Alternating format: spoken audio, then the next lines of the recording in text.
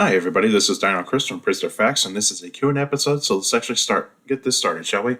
So, Nick Lukezilla, your first question, who would win, Abelisaurs or Leviathan? In my opinion, Leviathan probably wins. So when we actually look at these two creatures, so we got Abelisaurs, which is a type of ichthyosaur from the Triassic period. Abelisaurs can get to 49 feet in length or close to 50 feet. Leviathan is a prehistoric whale that is from the Miocene, and it actually could get just over 50 feet. And so, yeah, because remember, these two animals never met each other, and also they're completely different. One's a reptile, one's a mammal. And they're both air breathers, too, so that's going to be interesting, though, too. But who I think would win, I would probably agree with you. I think Leviathan would probably win this one. I think Leviathan would definitely win this because it's larger and also it's a more muscular type of creature, and also it's kind of probably have the stronger bite force, too. Whereas Abelisaurus, it's not designed to actually have a great bite force. It's designed to actually catch things or a little bit faster. And so, yeah, I agree with you. Leviathan will definitely win that one. All right, Nicholas, your question is, which of these two Asian tyrannosaurs is the largest, Tarbosaurus or Zhuchentyrannus, in height and in body weight? So these two dinosaurs, they're very, very very close to each other in terms of size and length. They're very, very similar in size, both in length and in height. Very, very similar. But the thing is that Zhuchentyrannus might be slightly bigger in terms of height, and also probably slightly heavier than Tarbosaurus. But Tarbosaurus is a bit somewhat sleeker than Zhuchentyrannus. Zhuchentyrannus and Tarbosaurus, they kind of are pretty close in terms of time. They probably did see each other, but more like Tarbosaurus is the Tyrannosaur that would actually be a little bit more closer towards the end of the age of dinosaurs, around pretty close to 66 million years ago. Zhuchentyrannus lived around, like, say, 75 to 70 million years ago. Tarbosaurus was more of like 75 to 68 million years ago. And so Tarbosaurus and Zhuchentyrannus probably did see each other. It's just that Zhuchentyrannus might be slightly bigger, just not like overly huge, just mainly just slightly bigger, like, say, a few centimeters to a few inches bigger than Tarbosaurus, and also in body weight, but body weight, they're nearly the same. All right, Alex, your question. Do you think that some of the non-crested hadrosaurs, like Grecosaurus, Critosaurus, Brachylophosaurus, had inflatable air sacs that was used for visual and auditory signaling? This is a good question. So what he's talking about is that these non-crested hadrosaurs, so these are, like, say, like the ones that he mentioned, including like Edmontosaurus. Edmontosaurus doesn't really have like a bony crest. It kind of has more like a fleshy type of thing up on top of its head. But did these hadrosaurs have like air sacs, like, say, on the nasal region, for like display purposes and also for auditory uses as well? I kind of agree with you on this. I think there is like some evidence to support this. Is that if you look at like the skulls of these non-crested hadrosaurs, you kind of see that their nasal region is actually a little bit larger, and also you kind of see where it kind of goes towards that, like, a beak-like area. You kind of see it has like this kind of like elongated concaveness to it, and also that kind of may have support the idea of air sacs on the nasal region. So they probably inflated them for like display purposes. Like, say, during mating season, the males probably had really large ones, and also probably had very brightly colored ones whereas the females probably did have them. It's just that they're more used for auditory uses, but both males and females probably did use it for auditory uses because like make the sounds much deeper and all that sorts of stuff. But yeah, I agree with you, Alex. I think there is some evidence to support this, but it's still a debate nonetheless of whether or not these animals did have those like nasal air sacs, like those nasal fleshy air sacs to be able to do it to use. But I think most paleo artists actually starting to actually use that more often, and so yeah, but mostly hadrosaur specialists in paleontology would have some differences in opinion about this, but I probably say I would lean towards that they probably did have them.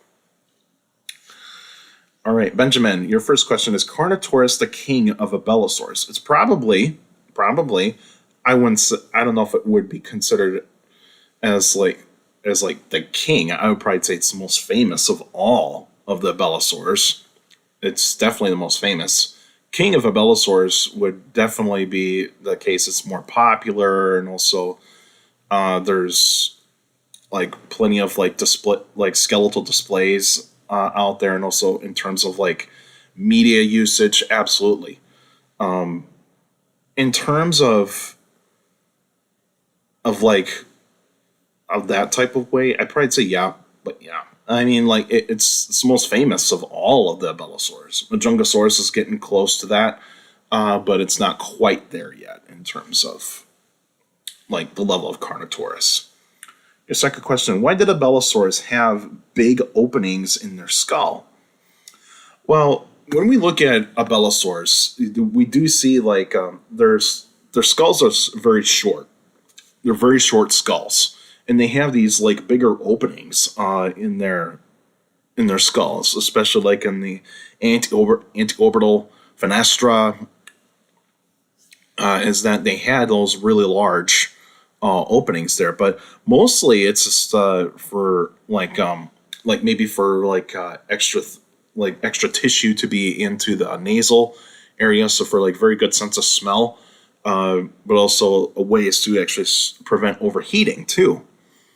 Because remember, the anteorbital fenestra is not just like a spot for like tissue for like the nasals to actually for like the nostril areas to have those like sensory bits to go towards the brain to determine sense of smell, but they're also a way for the animal to cool off because heat can escape from that part of the skull, but also they can pant like dogs and certain types of birds can pant as well to cool down. But yeah, it's really more on that type of level. But also like they probably did have a little bit of a stronger bite force compared to like some of the other like say knife-like teeth type of theropods. Not like Tyrannosaurs because they wouldn't be able to like crush bone like Tyrannosaurs. They probably did have a very strong bite, but there's some Abelisaurs that have very thin jaws because they're not designed to put in great stresses onto the skull. And so I probably would say it's just more of like say for like tissue, like nasal tissue, and also to have the ability to have to cool down, like to cool the brain down, so to speak. Why would Abelisaurs have really reduced arms? Well, this is a question in terms of like what was the purpose of these arms, even though that like they have, because Abelisaurs have shorter arms compared to body size than Tyrannosaurs. Because a lot of people make fun of Tyrannosaurs in terms of like, oh, they're the dinosaurs with the smallest arms. But that's not true, because Abelisaurs have the smallest arms compared to body size, but that's mostly because of Carnotaurus. Carnotaurus has the smallest arms compared to body size out of all dinosaurs. And so what was the purpose of these arms? Well, they weren't used for grabbing, because they didn't have like claws on them. They were kind of very nubby, like fingers, very nubby fingers. And also, they didn't really have that much of a wrist either. They had a humerus or an upper arm bone, but their radius and ulna shrunk down to become wrists. And these finger bones are just so small.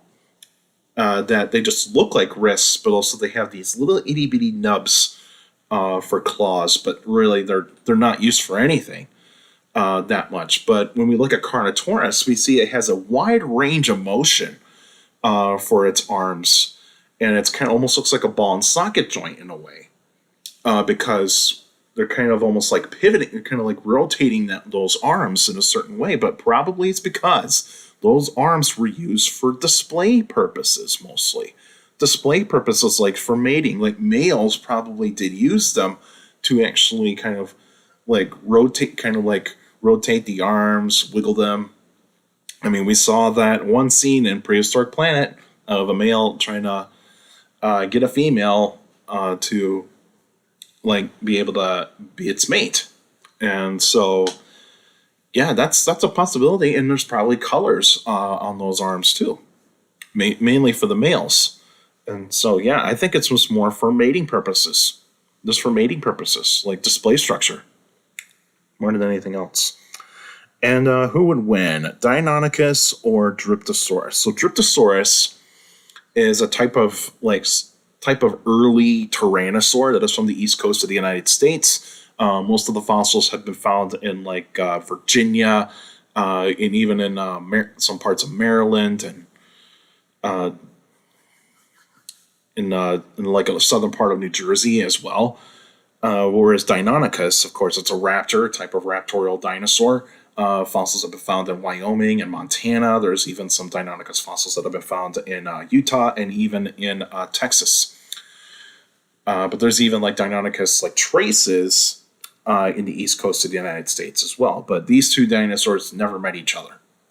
And so but Dryptosaurus is slightly larger than Deinonychus, and so I probably say we have to go with Dryptosaurus on this one, because if it's one-on-one, I would say Dryptosaurus would have the edge on this one because of the fact that it's a much stronger type of dinosaur compared to Deinonychus. Deinonychus has got speed. It's got speed and agility, and also it's got the brain power. But the thing is that when you're dealing with an animal that is much stronger and tougher than you don't want to mess with it. And so I probably say that Deinonychus would not have a chance on this one. I'd say Deinonychus would have a 25% chance of victory of this one, whereas Dryptosaurus would have a more 75% chance of winning. And so I would have to go with Dryptosaurus on this one. That's all the questions I got for you today. Next week will be an extra episode. I'm going to let you guys know what kind of extra episode I'm going to do, so stay tuned for that. And you can still send me questions about dinosaurs and other prehistoric life. Feel free to email me at dinochrist71@gmail.com. Or just go to my Facebook page, Prehistoric Facts with Dino Chris. Like the page, you should post your questions in the comment section. Please put them in the comment section. Don't put them in Messenger. Messengers are private conversations, so please put your questions in the comment section on any Facebook post.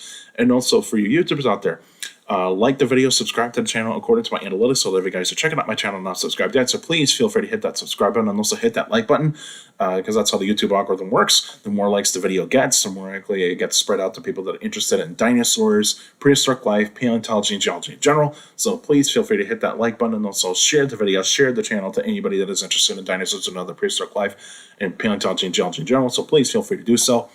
And also for YouTube, and also make sure you hit that notification bell, so that way you can get weekly notifications of every video that comes out. So please feel free to do so. And also for YouTubers out there, feel free to leave your questions in the comment section, because I do read them all for these Q&A episodes. So all of you that are sending me questions via email, Facebook, and YouTube, you guys are awesome. You're giving me some great questions for these Q&A episodes like this. So keep up the great work, and these Q&A episodes are a lot of fun. And make sure you keep your questions short and to the point. You can also follow me on Instagram at dino.chris.pf. I post pretty cool stuff on there. And also you can follow me on Threads, same thing, at dino.chris.pf. I post pretty cool stuff on there as well. Also take care of people around you, and also for younger people out there that make solicits, and your parents, your teachers, and your guardians. It's the best motivation you can have for good education. It's very important to have a good education. With a good education, you get a good job in the future. That's it for now, and I'll see you guys next time.